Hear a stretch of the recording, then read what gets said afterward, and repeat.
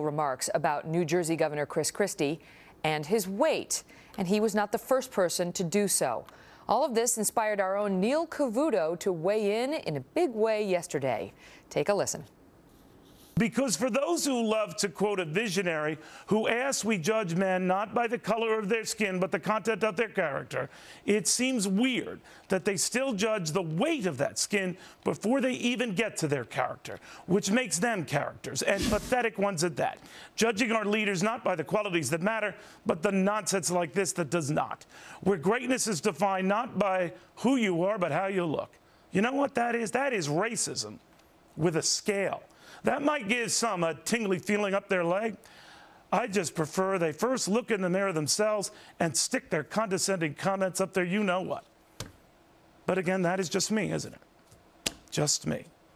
Slightly overweight, very pissed. Whoa. Governor Mike Huckabee is the host of Huckabee right here on Fox News Channel. And I can say that Neil Cavuto, a friend, doesn't use that term very often. He meant it, Governor. I think he was deeply offended by the comments that we saw this week. And, you know, this host at this other network wasn't the first person. Mark Lamont Hill set this off about a month ago. And now this other host says yesterday, or a couple days ago, that he saw Christie the other day. He was amazed by it. He said, quote, he must be 300 plus. And that's something he's just going to have to deal with, because you're not going to say, I'm going to cut the budget. And then people will say, well, how about starting with supper? And you say what, Governor? Well, first of all, this is why I love Neil Cavuto. I think he's one of the smartest people in the business, and he's also one of the most direct and honest. And he's dead on. To criticize Chris Christie because of the amount of his skin is absurd. The man has done a phenomenal job in New Jersey. He's actually bringing the budget back to reality. He's taking on a lot of the sacred cows in that state. He's made a lot of people angry. And I think when people like that unnamed talk show host, who we all know who we're really talking about, when he makes these ridiculous and condescending comments, it really shows that he doesn't have anything to hit Governor Christie over in terms of substance, so he's just going to take him on about his appearance. And as a person who has struggled with my own weight for so much of my adult life, I just think it's one of the most, to me, ridiculous kinds of things to attack people for.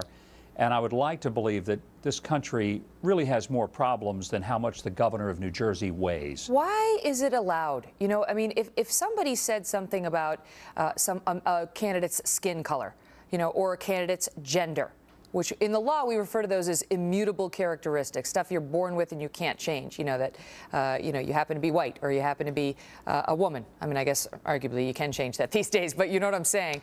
There would be such outcry. And yet a lot of people, as you point out in this country, really struggle with their weight. Oftentimes it is not through any fault of their own. I don't know what the governor's circumstances are, but why do people get a pass when they want to make fun of somebody's weight?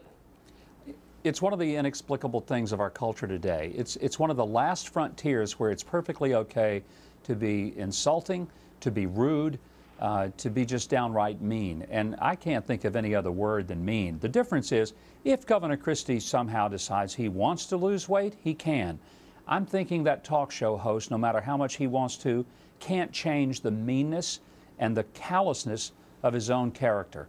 So I'd rather be in Governor Christie's shoes, an effective governor doing a good job, proving that solid conservative governing principles really do work, even in a state like New Jersey, than I can a person whose talk show probably gets about as many viewers as Governor Christie will shake hands with on any given day in New Jersey. But do you think that there is a misconception, a bias against heavy people, that they don't have their act together? You know, that they're not pulled together somehow. Oh, look, they're slovenly. Look, they're not into fitness. They don't take care of themselves. How can they take care of the government? That there is this misperception that ties physical appearance to one's professional abilities. There's no doubt about that. And in fact, some studies have shown when they take images of people and they project them, they say, who's the smart one? People in a focus group will typically pick the thinner one. When they say, who would you rather have as your boss? I mean, it goes on and on. So there is a natural tendency to have sort of an inborn prejudice about people who may not be as attractive. And that can be whether they're overweight. Well, does he tap into that, though? Is this anchor then tapping into that, saying, you know, just identifying a reality that Americans are going to have a negative association with an overweight politician? Oh, I think there's no doubt that there was, you know, an intentional slight and an intentional dig. Because, again, he can't find anything substantively about Christie's policies that aren't really working.